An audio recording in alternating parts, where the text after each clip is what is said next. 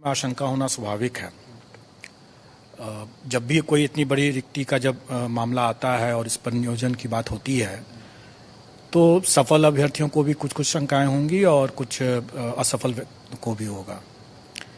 लेकिन अभी जो मुख्य रूप से जो आशंकाएं हैं, जो मैं भी देख रहा हूं बाहर मीडिया में भी आ रहे हैं, वो ये है कि कई इसमें फर्जी अभ्यर्थी जो हैं, तथाकथित फर्जी, क्योंकि अभी तो हम लोगों ने उसकी चेकिंग अभी जारी ही है, जो तथाकथित फर्जी अभ्यर्थी शामिल हो गए उनको हटाया जाए। तो वही तो हम लोग कर रहे हैं। हम लोगों ने जो भी परीक्षा फल दिया वो सशर्त है और हमारा औपबंधिक है, सशर्त है, कंडीशनल है। और डॉक्यूमेंट वेरिफिकेशन का जो हमारी जो प्रक्रिया है वो इसीलिए है कि ताकि जो भी अभ्यर्थी अपना जो दावा किए हैं वो कितना सही है, कितना नहीं सही है, उसकी सत्यता की जांच करेंगे और जो उसमें असफल होंगे वो हट जाएंगे। स्वाभाविक है और यही प्रक्रिया जारी है। और इसको जब लेकर के फिर लोगों की ये मांग करना, मैं समझता हूँ कि वो समय की बर्बादी है, क्योंकि जब वही काम हम लोग कर ही रहे हैं। हम लोग अब जो भी फर्जी हैं, चाहे किसी भी तरीके, अगर कोई व्यक्ति अपने आवेदन में कोई दावा करता है, चाहे वो अपने आरक्षण कोटि को लेकर के, अपने आयु को लेकर किसी भी तरह का दावा करता है, अगर वो हमारे सिस्टम के हिसाब से हमको जब उसको चेक करना है, वो चेकिंग का काम हम डॉक्यूमेंट वेरिफिकेशन के समय ही करते हैं।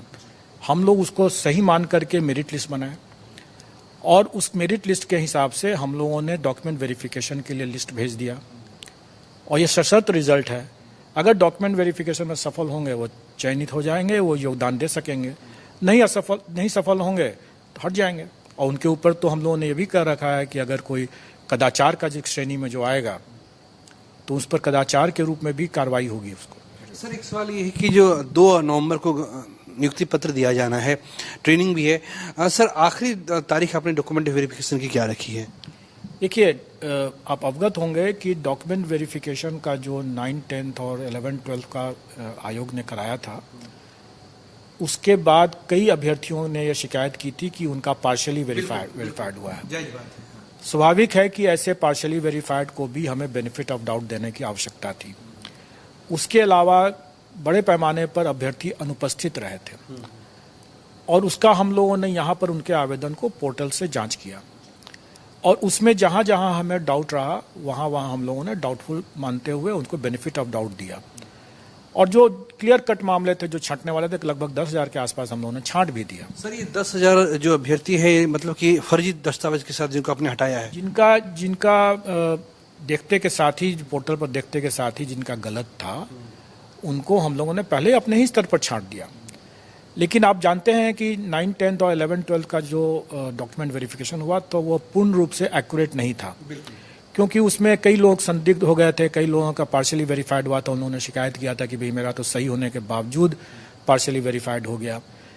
और इन सब कठिनाइयों को देखते हुए हम लोगों ने यह भी तय किया कि प्राथमिक का डीवी हम यहाँ पर नहीं करेंगे और इसीलिए शिक्षा विभाग के साथ तालमेल बैठाते हुए हम लोगों ने कहा कि ये डीवी का प्रोसेस जो है वो शिक्षा विभाग जब योगदान देने के समय आएगा उसी समय किया जाएगा, उस समय छट जाएंगे। अभी आपने देखा होगा कि मुझे जो सूचना है उसमें लगभग 5 से 10,000 के बीच में लोग अभ्यर्थी ऐसे हैं जो कि डॉक्यूमेंट वेरिफिकेशन में छट रहे हैं। स्वाभाविक है, छटना ही था उनको, अगर वो गलत हैं तो छटना ही है। लेकिन कई ऐसे मामले भी होते हैं जिसमें हमें डीवी के दौरान, मतलब जो शिक्षा विभाग को भी डीवी के दौरान उनको संदेह का लाभ देने की मजबूरी है। जैसे एक दृष्टांत मैं बता सकता हूं, अभी मीडिया पर ही आ रहा था कि वो बीएड है और उसका इसमें हो गया, प्राइमरी में हो गया। अब अगर उसने अपने दावा में अगर उसने डिप्लोमा भी लिखा होगा, वैसे हमें यह नहीं भूलना चाहिए कि कई 10,000 से करीब ऐसे अभ्यर्थी थे जो बीएड भी थे और डिप्लोमा भी थे। अगर उसने अपने दावा में अगर कहा है कि भाई हम तो डिप्लोमा हैं, तो हम तो उसको डिप्लोमा ही मान करके देंगे। डॉक्यूमेंट वेरिफिकेशन में अगर डिप्लोमा का सर्टिफिकेट नहीं देता है तो छट जाएगा। इसी तरीके से किसी ने बताया कि कोई कैंडिडेट है जिसका चयन हो गया और STET जो है वो पास भी है लेकिन वो डोमिसाइल बिहार का नहीं है, जबकि STET में ऐसी बातें थीं। तब तो ये पहले तो देखना होगा कि STET में उसको कैसे वो प्रमाण पत्र मिल गया। अगर 2019 में मिला तो इसके बारे में तो आवश्यक अनुसंधान जो होगा तब पता चलेगा। अभी हमें क्या करना है, मतलब अभी डॉक्यूमेंट वेरिफिकेशन के स्तर पर यह एक प्राइमा फेसी देखा जाता है कि उसके पास में एसटीईटी का एक वैलिड डॉक्यूमेंट है, और ये देखा जाएगा कि एसटीईटी का ये वैलिड डॉक्यूमेंट क्या उसने जालसाजी करके प्राप्त किया या उसका सही तरीके से प्राप्त किया, ये आगे अनुसंधान का विषय है। और अभी हम लोग उसको रोक नहीं सकते हैं, क्योंकि हम लोग का जो इंडियन लीगल जूरिस्प्रूडेंस है कि हर कोई निर्दोष है जब तक कि वो अपराधी घोषित नहीं हो जाए, इनोसेंट टिल प्रूव्ड गिल्टी। जब तक कि वो गिल्टी प्रमाणित नहीं हो जाता है तब तक इनोसेंट मांग के किया जाएगा। और ये जो फर्जी दस्तावेज अगर कोई किसी भी जगह का लेके आता है, अगर वो मूल रूप में लाता है, प्रथम द्रष्टव्या हम लोग प्राइमा फेसी उसको सही मानेंगे, और कालांतर में जब उसकी विहद जांच होगी, जो कि होना ही है योगदान के बाद। सर, एक सवाल है, मान लीजिए कोई व्यक्ति है जिसने अलीगढ़ के किसी कॉलेज से उसने डीलेट किया है, और हो सकता है कि वो उसने वहां से फर्जी डिग्री बना ली हो, उसने सबमिशन कर दिया, तो सर क्या आप बाद में इसकी कोई जांच कराएंगे? कि हो सकता है सर आपने देखा कि ये डीलेट लिखा हुआ है तो आपने उसको पास कर दिया, आपने उसको ज्वाइन करा दिया।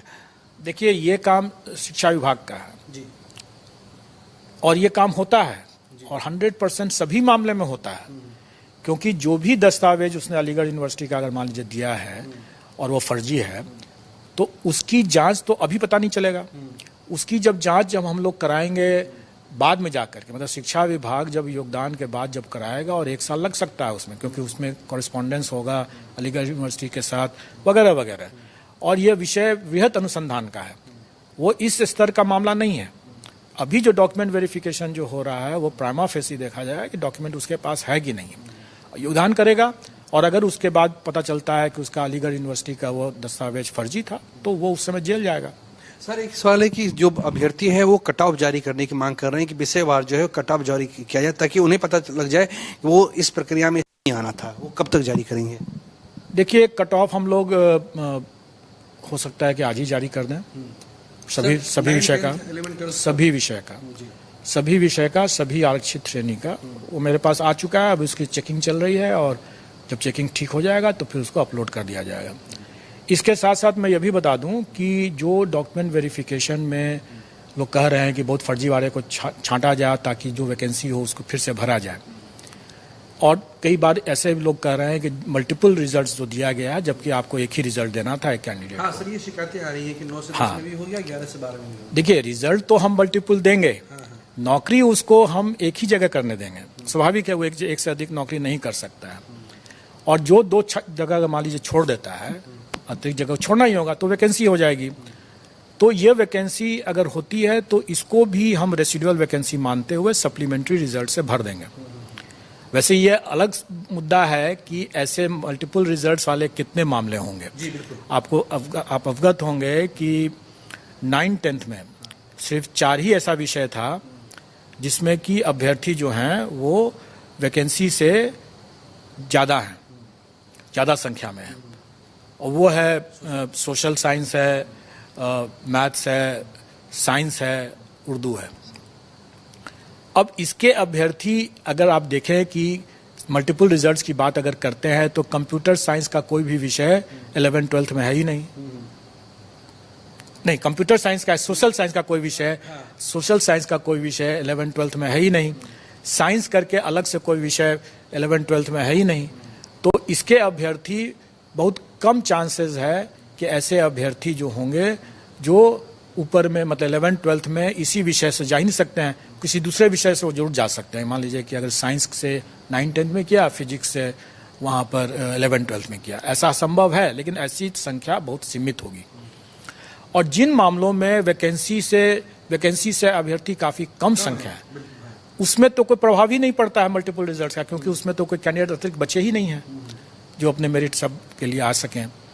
तो मेरा फिर भी इसमें कहना है कि मान लें अगर 150 जो भी कैंडिडेट्स ऐसे होंगे जो मल्टीपल रिजल्ट से प्रभावित कर रहे होंगे, तो जो मल्टीपल रिजल्ट्स के बाद उनको जब किसी एक जगह के लिए जब वो ज्वाइन करता है, कई बार ये भी लोग सोच सकते हैं कि भाई हमें तो 9-10th में पटना मिल रहा है, 11-12th में हमें चंपारण, पूर्वी चंपारण या कोई भी जिला मिल रहा है जो मेरे शहर के लिए अच्छा नहीं है, मैं वहाँ नहीं जाना चाहता हूँ, तो मैं 11-12th छोड़ करके 9-10th में रहना चाहूँगा। तो उसकी मर्जी होगी। जो भी इस तरह से मल्टीपल रिजल्ट्स के बाद योगदान जहां एक जगह करता है, तो जो वैकेंसी उत्पन्न होती है उस वैकेंसीज को या डॉक्यूमेंट वेरिफिकेशन में जो लोग डिस्क्वालीफाई होते हैं उस वैकेंसी को, सब वैकेंसी को हम सप्लीमेंट्री रिजल्ट से पूरा करेंगे। और सप्लीमेंट्री रिजल्ट में भी वही प्रक्रिया अपनाई जाएगी, मतलब कि फिर से डॉक्यूमेंट वेरिफिकेशन होगा उन अतिरिक्त अभ्यर्थियों का, और उसमें भी कोई छटेंगे तो फिर से हम उसका भी अनुपूरक फिर निकालेंगे। सर, ये रिवाइज्ड रिजल्ट या नई मेरिट लिस्ट आप जारी करेंगे क्या? चूंकि अभ्यर्थियों की मांग है कि मेरिट लिस्ट द्वारा जारी की जाए, तो वो सर कब तक? सप्लीमेंट्री रिजल्ट, वही मैं एक बता रहा हूँ कि सप्लीमेंट्री रिजल्ट बिल्कुल जारी किया जाएगा जब हमारा डॉक्यूमेंट वेरिफिकेशन की प्रक्रिया पूर्ण हो जाती है, मल्टीपल रिजल्ट्स के बारे में पता चल जाता है कि कौन से अभ्यर्थी किस विषय में कौन से स्तर पर ज्वाइन करते हैं, फाइनली कौन योग्य हुए, कौन असफल हुए। जब वो आंकड़े जब हमें मिल जाएंगे, जो भी बैलेंस वैकेंसी बनेगा इससे, उस बैलेंस वैकेंसी को हम अपने सप्लीमेंट्री रिजल्ट से पूरा करेंगे। सर, मैं सीधे शब्दों में ये कहें कि जिनका 1,21,000 में नहीं हो पाया, आप जो नया जो सप्लीमेंट्री जो जारी करेंगे उसमें नए अभ्यर्थियों को मौका मिल जाएगा? बिल्कुल मिलेगा ही, मिलना ही है। अगर वैसे अभ्यर्थी उपलब्ध हो तो जो योग्य हों। कई विषय मैंने बताया कि उसमें अभ्यर्थी जो हैं उपलब्ध ही नहीं है, तो स्वाभाविक है कि उसमें तो कोई फर्क नहीं पड़ेगा।